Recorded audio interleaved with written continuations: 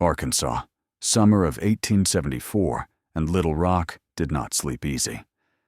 Outside the governor's mansion, the night air throbbed with the echo of marching boots and distant shouts. Men in shabby uniforms, some still wearing bits of Confederate gray, some in fresh Federal blue, paced under the gas lamps, guarding a house that had changed hands as often as their loyalties. Inside, under crystal and gilt, the air was thick with cigar smoke and political dread. The reception had thinned. A brass band packed away instruments. Ladies' laughter drifted down the staircase, then vanished behind carriage doors. On the first floor, a few men lingered over whiskey in the library, speaking in low voices about contested ballots, contested offices, contested everything. Upstairs, a white maid named Clara held a brass key that did not usually rest in her palm. He rang again. The butler told her, voice clipped. "You take the tray, and take Ben with you. Governor sound drunk as a stump."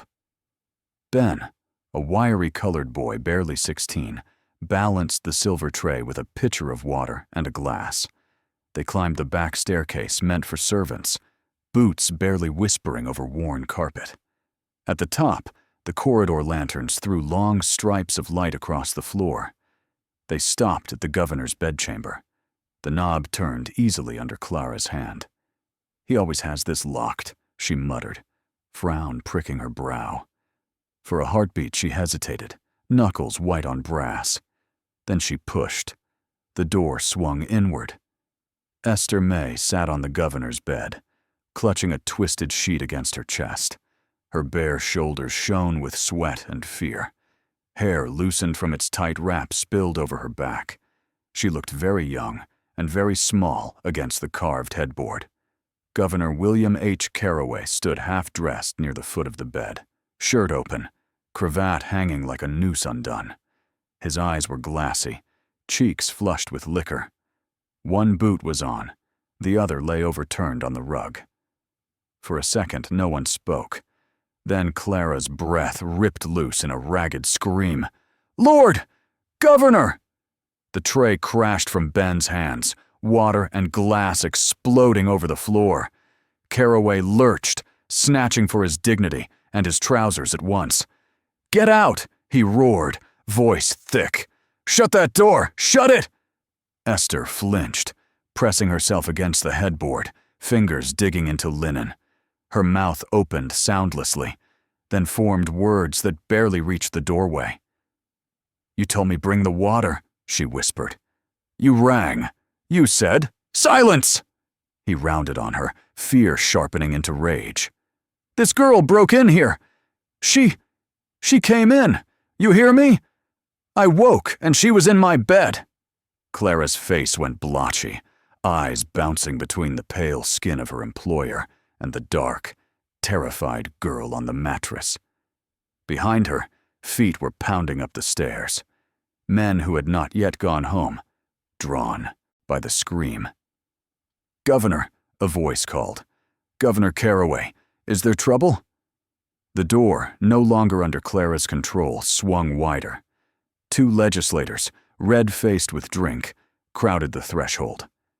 Behind them, the adjutant who commanded the patrol craned his neck, trying to see what should not be seen. Their gaze took in Esther's brown arms clamped across her body, the rumpled pillow, the governor fumbling with his belt, the scattered glass. It took nothing more. A slow murmur swelled in the hallway. "Colored girl," someone hissed. "In his bed." Carraway's hands shook as he yanked fabric into place. "She forced herself in," he shouted, too loud, too emphatic. "These people, you give them an inch, they take—" Ben, still kneeling amid the water and shards, stared at the unlocked door. "Sir," he said without lifting his head, words almost swallowed by panic. "You always turn the key at night." "Always. I never seen it open before." The governor's gaze snapped to him, a warning like a slap. "Shut your mouth, boy." Esther finally found her voice. It came out cracked, but clear enough that the front row heard. "You told me. Come on up. I'll show you how we live in this house now," she said. "I ain't come here by myself." Her accent marked her. Her nakedness damned her. The men at the door stiffened. Some looked away. Others leaned in, hungry for every sordid bit. In their silence, the two stories already squared off against one another. As Carraway lunged toward the nightstand for his waistcoat, something slipped from the inside pocket and hit the floor with a soft slap. A folded paper slid over the wet boards until it touched the toe of Representative Harlan, one of his rivals. Harlan stooped almost without thinking, fingers closing over damp parchment. His eyes flicked down long enough to catch a column of numbers and names scrawled in the governor's hand. His heartbeat picked up. He did not call attention to it. Instead, he folded the page once, twice, and let it vanish into his own coat, while everyone stared at the girl on the bed. "Get her out of here," someone snarled. "Cover her up, for God's sake." A housemaid rushed forward with a blanket. Esther clutched it around herself, as if it could erase what all these eyes had already taken. As she was hustled past the men, she felt their stares crawl over her like another set of hands. In the front parlor, long before dawn, an editor from the Arkansas Gazette sat at a small desk, waiting for word from the mansion. A breathless clerk burst in, carrying only fragments. Governor, colored servant, bedroom, witnesses. The editor dipped his pen, hovering over the first sentence, mind racing. He could turn her into a prowling seducer and the governor into prey. Or he could hint, only hint, at what respectable men did when doors were shut and keys turned from the inside. The ink touched paper, but the story had not yet chosen its mask. Before she ever saw the governor's house, Esther knew the sound of white men's boots on a porch. She was 10 when blue-coated soldiers rode past the fields near Pine Bluff, shouting that folks were free.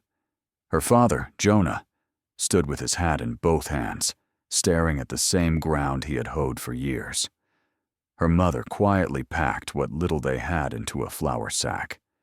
Freedom didn't mean a roof. It meant leaving the slave quarters and hunting another place that would take them in. They drifted toward Little Rock with other families, following rumors of wages and schools. The town stank of mud, horses, and fresh brick. On the edge of a white neighborhood, Esther's mother pointed to a big house with lace curtains. "You go in there and ask if they need help," she said. "Keep your eyes low. Say yes, ma'am, and no, ma'am. Don't tell them nothing they didn't ask." The lady of that house looked Esther over the way folks once judged mules. "You're quick with your hands?" she asked. "Yes, ma'am." "Can you keep quiet?" "Yes, ma'am." So began the years of dishes and coal scuttles, of rising before dawn to stir fires that would warm other people's feet. The war was done, but in kitchens and back halls, time had changed less than talk on the street claimed. When Governor Carraway won his election and moved into the mansion, the same lady who paid Esther in coins and leftovers recommended her. "My girl is clean and obedient," she told the steward. "She'll do." The mansion was another world. High ceilings, tall mirrors, a row of bells on the wall that never let her forget her place. Esther carried trays through parlors where men argued about railroads and votes, about who had betrayed Arkansas and who would save it again. Mrs. Carraway watched every movement. "You mustn't shuffle," she instructed, fingers cool on Esther's sleeve. "Stand straight. When gentlemen speak, you don't look them in the eye. And don't smile too much. It gives people the wrong impression." Sometimes, when no one else was near, she pressed old dresses into Esther's arms. "These are too plain for me now," she said. "You may alter them. We can't have ragged servants in view." Her tone could soften, but it never stopped weighing, as if reminding Esther the gift could be snatched back. The first time the governor's hand lingered, it was in the upstairs corridor. She had just brought a tea tray to his study. As she turned to go, his fingers closed lightly around her wrist. "You've got a steady step," he remarked. "Not clumsy like some of them. Where are you from, girl?" "Near Pine Bluff, sir." He did not let go immediately. His thumb traced the inside of her arm, as if testing the grain of wood. "You ought to be grateful," he said. "Plenty of your color would trade places with you." Down in the kitchen later, old Hester, who had washed linens before Esther was born, shook her head when she heard. "White man noticing you ain't never blessing," she muttered over the washtub. "You close to his door, you closer to trouble. Remember that." Esther kept her head down, but she learned the rhythm of the house. When the family took carriage rides, when Mrs. Carroway visited her sister, when the governor drank alone in his study and talked too loudly to his friends about deals. He forgot the girl with the tray had ears. One evening, lingering in the shadow of the doorway, while she waited for empty glasses, she heard names of men who'd once worn gray, now promised positions for delivering colored votes. She heard amounts that could have bought every cabin on her old road. Her stomach tightened. The words were not meant for her, but they went into her anyway, like smoke. She almost slipped away unnoticed, but the conversation faltered. The governor looked toward the doorway, toward the strip of lamplight, where her outline fell across the floorboards. His gaze moved from the faint shape of her head and shoulders to her face. For the first time, he seemed to see that the girl pouring his whiskey also carried his secrets. Rain had threatened all afternoon without falling. By dusk, the air over Little Rock felt like a wet cloth laid across the town. In the mansion, lamps were being trimmed for a small supper, with allies the governor trusted just enough to drink around. From the service yard, Esther watched Mrs. Carroway's carriage roll away, wheels splashing through mud on the street. The mistress had left in a stiff bonnet and tight jaw, saying only, "I shall be at my sister's overnight. See that the governor is properly attended." Properly attended meant more work for the staff and fewer eyes on their employer. Inside, the talk among the colored servants was low and fast. "They say there's to be a quiet meeting," whispered the butler's nephew, as Esther folded napkins. "Not the kind they put in the papers." "Keep your back to the wall and your mouth shut," old Hester warned, "and if they ring past midnight, pray it ain't for you." The household settled into a nervous stillness. Men in dark coats arrived by the side entrance, speaking in guarded tones, carrying leather portfolios. Somewhere above, a piano note sounded and died. The governor met his guests in the front rooms. Laughter came and went like passing trains. Near 10 o'clock, when Esther thought the worst of the evening was over, the bell by the kitchen door jerked twice, the pull that meant the master's own rooms. The stew cook looked at her, then away. "Take up a bottle," he said softly, "and walk slow." She climbed the back stairs with the tray balanced on her palm. Decanter, a glass, a small plate. The corridor outside his suite smelled of cigar smoke and lamp oil. The door stood half open. "Come in," he called, before she could knock. He was alone now, coat off, collar loosened, hair slightly disordered. Papers lay scattered across the desk, some still folded, others opened and marked in his hand. On a side table, an untouched glass waited. "Set it there," he said. "No. Closer." She stepped nearer, placing the tray where he pointed. Her eyes drifted, just for a breath, over the documents. Columns of figures, county names, signatures she'd heard him speak with respect or contempt. "Can you read?" he asked abruptly. She stiffened. "No, sir." "Good," he muttered. "Less trouble." He poured himself a drink, then glanced at her again, this time not as if she were furniture. His gaze moved down the plain dress Mrs. Carroway had passed on months ago, lingered at the loose tie of the collar. "You've been here, what, 3 years now?" he asked. "Your people work hard. Your brother wants employment, doesn't he?" "Yes, sir." I could see him placed. Land, even. A little plot outside town. Men in my position can arrange such things. He stepped closer with each word, until she could smell the whiskey on his breath. "All it takes," he said, fingers touching the fabric at her throat, "is loyalty. A girl who understands when to keep quiet, when to be accommodating." Her hands clenched at her sides. Every lesson her mother had pressed into her. Don't anger them. Don't look them in the eye. Live to see another day. Beat against the hot rush of shame in her chest. He slipped the tie free. The neckline sagged. "Governor, please," she whispered. He smiled without warmth. "You think I'm asking?" His hand came down heavy on her shoulder, pushing.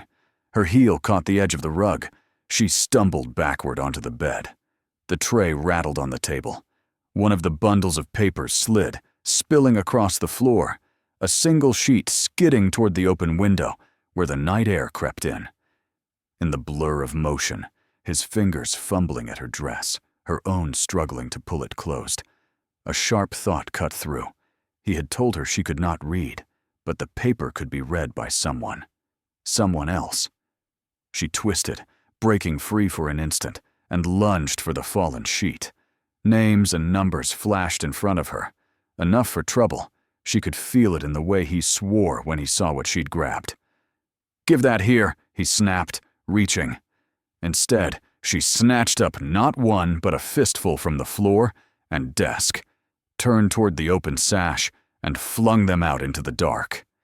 White pages whirled in the damp air like startled birds, drifting down toward the yard and the shadowed shrubs below.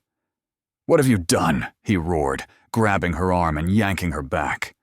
Below, in the gloom, by the side path, a lone figure paused, head lifting as a sheet brushed his sleeve and settled at his feet. Above, Esther heard a woman's shoes on the hallway boards, quick and alarmed, moving toward the half-open door. By sunrise, the city was humming like a disturbed hive. On Markham Street, men clustered outside the print shop, breath smoking in the chill as they waited for the presses to cough out the first edition. When the bundles finally dropped, ink still tacky, a headline ran across the fold. "Disturbance reported at executive residence." The story beneath was careful, almost dainty. No names, only hints. A late hour, shouting, a colored domestic, found in the governor's private chamber. No mention of who had screamed, who had dragged the bedsheet up to her throat. By noon, the headline was no longer needed. In bar rooms and barber chairs, on church steps and corners, the tale had grown teeth. "He caught her creeping in," said one white clerk over his beer. "She's been after him for months." Across town, in a shack squeezed between the tracks and the river road, Esther's mother listened to another version. A kitchen girl who had carried coal to the upper floor said she'd heard a woman crying out, not laughing. An older man from the mansion swore the door had not stood open by accident. "Same old story," sighed one washerwoman. "White man in trouble. Black girl become Jezebel overnight." In the big house itself, curtains were drawn tight. Esther sat on a narrow cot in a storage room with no window. Her wrists chafed from where a guard had held her too hard. The dress they had thrown over her was not her own. It hung crooked, smelling of starch and someone else's perfume. A matron from the staff had brought bread and water, avoiding her eyes. "They say I went up there on my own," Esther whispered. "Hush," the woman muttered. "Walls listen. Pray with your mouth closed." Downstairs, in the paneled office lined with law books, the governor's men were deciding what to make of her. "We can't have a trial," one said. "Drag him and a black servant into a court over a bedroom quarrel? That opens doors we do not want opened. So we make it misbehavior on her part, another replied. A private settlement, a statement admitting impropriety. Once that's signed, we can say we took suitable steps and be done. And the papers? A third asked, meaning the ones someone had picked up from the shrubbery. Those figures, those signatures? We will handle that in committee, growled the first. Right now, the public sees a girl in his bed. Let's keep them staring there. Word went out that no member of the colored staff was to speak with reporters. A patrolman quietly warned a deacon from the African church that stirring things up over that girl might bring trouble down on all of them. Still, whispers spread. Freedmen in Sunday coats gathered under shade trees, voices low, asking one another, if they could do this to a servant in the governor's house, what did freedom really mean? Late in the afternoon, footsteps stopped outside Esther's door. The latch clicked. A tall man in a dark suit stepped in, closing it behind him. He set a leather folder on a crate and regarded her as if she were an awkward parcel. My name is Mr. Harlan, he said. I represent Governor Caraway. He opened the folder, drew out several closely written sheets, and laid them on the crate between them, along with an inkwell and a pen. This is very simple, he went on, in a tone used for children and defendants. You will attest that you entered his room uninvited, that no force was used, that you regret your misconduct and ask forgiveness. Esther stared at the curling black lines, at the empty space waiting for her name. If you sign, Harlan said, lowering his voice, you walk out of this house, perhaps with a small sum in your hand. You go someplace where folks don't know you. Your family is left alone. He let the pause stretch. If you refuse, he added softly, I cannot tell you what will happen next. He dipped the pen, set it in her fingers, and guided the nib down toward the paper. The pen was smooth from many hands. Esther's fingers shook so much that a drop of ink leapt onto the blank margin and spread like a bruise. Harlan's voice thinned to a murmur. Just write your mark here. Then this is finished. She thought of her mother's narrow bed by the tracks, of her brother bent over sacks at the freight yard. She saw them turned out with no wages, branded troublemakers, because their kin had been mixed up in the governor's disgrace. Her stomach clenched. Maybe a signature was a small price to keep them safe. She lowered the nib until it barely kissed the paper. You understand, Harlan added, almost idly. This is the only kindness you'll be shown. No court would listen to a Negro servant against His Excellency. With or without this, your word is nothing here. The tip of the pen scraped. Esther froze. With or without. He had said it as if her life weighed less than the ink itself, as if even obedience would not buy her shelter, only silence. She lifted her hand, ink trembling at the point, and set the pen back in the dish. I can't write what you say, she whispered. Harlan's jaw hardened. Then you choose hardship. For yourself, and perhaps for those who share your blood. I didn't choose his hands, she answered, eyes still on the page. I won't choose his story, too. For a long moment he simply stared, as though this refusal came from a piece of furniture. Then he gathered the sheets, blotting her small black smear with a square of sanded paper, and left without another word. The bolt slid home on the outside of the door.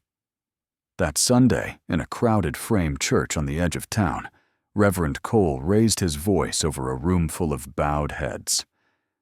They say a girl from among us has brought shame to high office, he said. I say, men in fine coats brought shame on themselves long before they spoke her name. He could not name Esther without risking reprisal, but women in the pews understood. Men in worn frock coats shifted, anger and fear warring in their faces. After the benediction, a few coins and crumpled bills found their way into a dish marked for a sister in need. Cole sent a note toward the federal agent's office, inked by a young teacher who had learned letters after the war. Colored servant held at executive house after alleged outrage. Community fears injustice. Request observation. Whether anyone in authority would read it with care, he did not know. Across town, in a cramped office above a dry goods store, a junior legislator named Thomas Avery spread out the papers he had collected. Those recovered from the shrubbery, others coaxed from clerks with loose tongues. Figures marched down the pages. Payments for votes, promises of appointments, arrangements with men who once wore gray. He ran a hand over his face, then spoke to the reporter perched on a spare crate. "They'll try to keep this on bedroom talk," Avery said. "We're not going to let them. This is theft from the people of Arkansas." "You're prepared to stand up in open session?" the newspaper man asked. "If I'm not," Avery replied, "I don't belong in that chamber." 3 days later, boots rang on the boards outside Esther's little room. The door opened not to Harlan, but to a deputy from the Capitol. "You're to come with me," he said, hat in his hands. "There's a committee sitting. They want to hear what happened that night." "Committee?" she repeated, the words strange in her mouth. "Legislature," he explained, "about the governor, about you." He did not promise safety. He did not promise justice. He only held the door while she stepped out, every eye in the service corridor following the slight girl in a borrowed dress as she was led toward a hall full of white men who would ask her what she had never meant to say aloud. The chamber smelled of dust, lamp oil, and men who had been sitting too long. Esther's shoes slid a little on the polished floor as the deputy led her between the benches. Up front, a row of legislators sat behind a rail, papers stacked before them. To one side, Governor Caraway in a dark coat, lips pressed thin. Beside him, his wife, gloved hands folded so tight the knuckles shone. The deputy stopped at a low chair placed facing the panel. Before she sat, he leaned close enough that only she could hear. "Say what you know," he murmured. "That's all you've got." She lowered herself, back stiff, fingers locked in her lap. The room blurred. Blurred faces, blurred ink on the clerk's pad, only the governor sharp in her sight, gaze fixed somewhere over her head, as if she were a piece of furniture. The chairman cleared his throat. "Miss Esther May Green, is it?" "Yes, sir." "You served in the executive house as a domestic?" "I washed, carried plates, changed linens," she answered. Whatever was told. Questions came like stones flung from different hands. "Had you ever gone to the governor's sleeping quarters after dark before that night?" "No, sir." "Have you ever been intimate with any man?" another demanded, a little too eagerly. Her face burned. "I come from decent folks," she said, the words small in the high-ceilinged room. A murmur rippled. One of Caraway's lawyers rose. "Mr. Chairman, we are not here to examine this girl's modesty. The point is whether she intruded upon His Excellency while he was under the influence of spirits and misled." "So," another committeeman cut in, "did you go into his room of your own idea?" "He rang for me," her voice roughened. "He called me up twice, first for drink, then again. He told me to shut the door." "You could have refused to climb those stairs, could you not?" one of the older members asked, leaning forward. His beard was yellowed with tobacco. His eyes, for a heartbeat, were simply tired. She looked at her hands. The silence pressed. "I can refuse a plate," she said slowly. "I can say, 'I'm sick,' when the cook asks for help. A man who runs this state? When he sends for a Negro girl who sleeps in his house?" She lifted her eyes. "My mouth could say no. My life couldn't." The scratch of the clerk's pen was the only sound for a long second. Even Caraway's wife twitched, as if the sentence had brushed her own experience. Caraway's attorney tried to laugh it off, to steer back to character, to hint at jealousy. at a young woman flattered by proximity to power. Then Representative Avery requested recognition. Mr. Chairman, with indulgence, I move that the committee receive into the record certain letters and accounts recently brought to my attention. Bundles were produced, names, dates, figures read aloud. And suddenly, the hearing was not only about a bed in the mansion, but about cash paid for appointments, promises traded for pardons, favors to men who had taken up arms against the Union barely a decade before. The governor's face drained as the numbers piled up. These questions he could not push onto Esther. Before evening, the committee withdrew and returned with a recommendation that William H. Carraway be pressed to surrender his office. No one spoke of prison. They spoke instead of honor and the good of Arkansas. And by week's end, the newspapers announced his resignation on account of ill health and unfortunate entanglements. Esther's name did not appear in print. She was a servant. She was a young woman of the household. The rest of her was swallowed. When they released her from the mansion, no escort waited. She walked out the side door with a small bundle of clothing and a borrowed shawl. On the corner near the colored church, women pressed coins and a few folded bills into her palm. "Head up river," one advised. "Memphis, maybe. Folks forget faster where you ain't served their supper." Her mother met her at the station, eyes swollen, jaw set. They said little. There was nothing that could mend what had been done. Together, they stepped toward a train that smelled of coal and iron and distance. As the cars jolted into motion, Esther looked back once. From that angle, the dome of the Capitol sat above the town like a watching eye. Somewhere inside, a clerk was boxing up transcripts, consigning her words to a file marked with a man's name and a case number. In barbershops and kitchens, the story would take on its own path, about a housegirl who spoke against a governor, and about papers that sailed out into the dark and brought him down. On the page, she would remain a blurred initial. But she knew, in the rattle of the wheels, that he had lost more than she had. He had lost his title. She had kept, at last, the only thing they had tried to buy with ink and threats, her own account of that night.